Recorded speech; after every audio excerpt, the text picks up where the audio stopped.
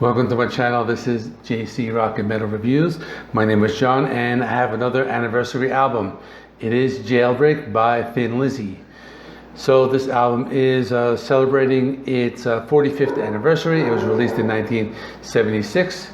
And before I begin, if you haven't subscribed, please subscribe. I do rock and metal reviews, rankings, and more. So Jailbreak is their 6th studio album by the band Thin Lizzy. Now this one was released on March 26, 1976. It was the band's commercial breakthrough and has two of the most well-known songs called Jailbreak and The Boys Are Back in Town. This is a classic rock album, but it also has a very big heavy metal influence. I will be talking more about that later in detail. And I'm gonna break down the songs and riffs. You're gonna notice that a lot of riffs were very influential with some of the biggest metal bands. I will be talking about bands like Metallica and Iron Maiden. And even though this is a rock record, it was very influential.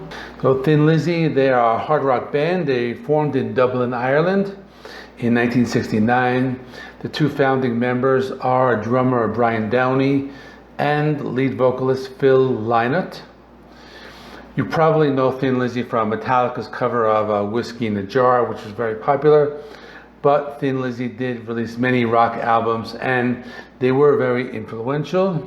As I was saying, the band's biggest hit was The Boys Are Back in Town. That one reached number 8 in the UK and number 12 in the US. And after Jailbreak was released, Thin Lizzy went on tour and they opened for Aerosmith, Rush, and REO Speedwagon. They were going to open for Rainbow, but Phil Lynott got sick and they had to cancel. Thin Lizzy are one of the pioneers of that twin guitar hard rock sound. And Phil Lynott is one of the greatest songwriters of his generation. Okay, the first song is Jailbreak. And this is basically a stripped down Metallica song. You know, when you just break it down to the main riffs. So that's why I took out the guitar. And I'm going to be playing some of the riffs, so we can kind of look at how it's played and just compare it, and you're going to see how these riffs are very reminiscent of Metallica and Iron Maiden and many other bands. So let me just start jamming out a little bit. So the opening riff is pretty simple. It just starts with a chord like this, goes, then this, play like this.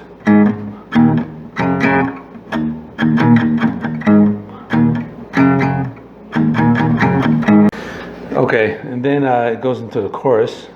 Now the chorus is pretty simple. It's just power chords. So it goes like, tonight there's gonna be a jailbreak. Na na na na na. You know, just the two chords like that. And there's a really cool bridge riff that I like.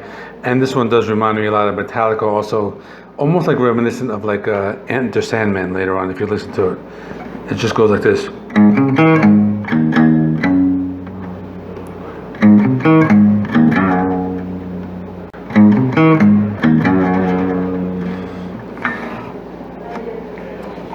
And my favorite part of the song, this is like an Iron Maiden riff.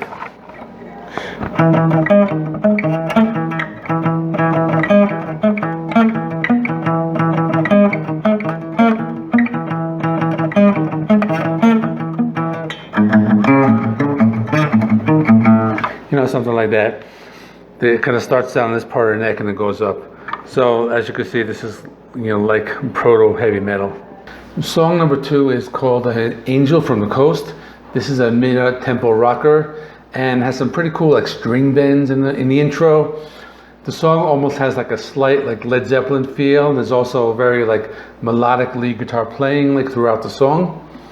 After that is Running Back. This is a really chill out song. There's some saxophone in the background, there's some keyboards. The lead guitar melody is very catchy and memorable. And Phil Lynott even said that the song was influenced by Van Morrison. Next one is one of my favorites. It's called Romeo and the Lonely Girl.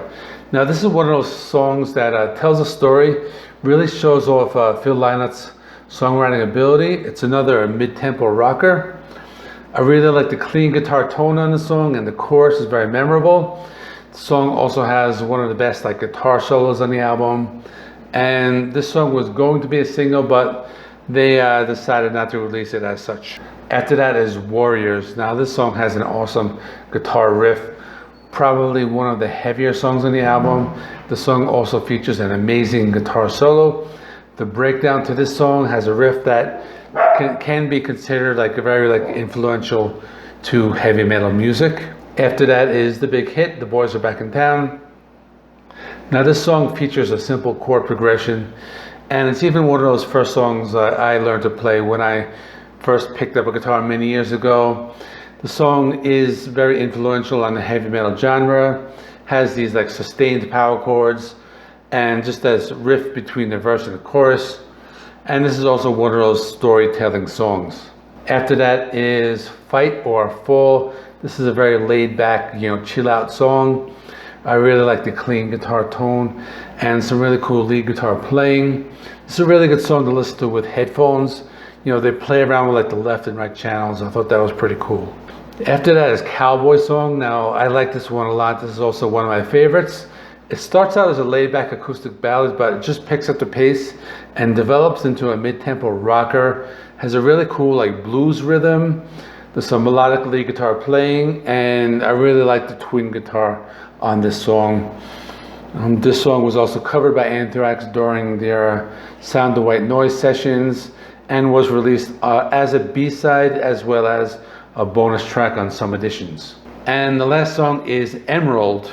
And this is probably one of their most underrated songs, and also one of their heavier songs on this album. The riffs remind me a little bit of like Iron Maiden or maybe a few other metal bands, especially the breakdown riff in the middle of the song. And also has some like heavy like lead guitar playing. So in conclusion, these past couple weeks I've reviewed a couple albums from the year 1976. They were Sad Wings of Destiny by Judas Priest and Kiss Destroyer. Both of these albums were considered very influential in heavy metal, but I think this album is very underrated in terms of its influence. Now for me, this is a guitar album.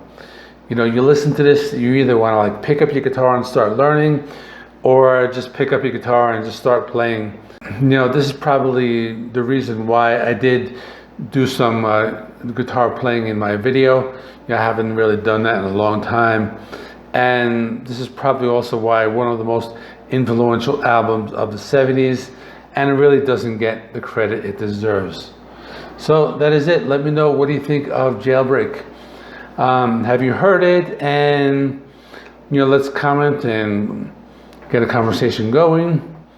So I will be doing some more new releases. The new album by Evanescence, I'll do that tomorrow. After that, I'll do the new album by Tomahawk. And I have 2 milestones. I'm approaching 300 subscribers. I've been like wavering between 297, 298, and 299. It keeps going up and down. But I'll hit that, within the next couple of days. And I'm also reaching another milestone as my first 6 months making these videos as a YouTuber. So I'll make a video, celebrating those milestones. And in the meantime, check out the in-video links, which should be over there. And I will see you in the next one.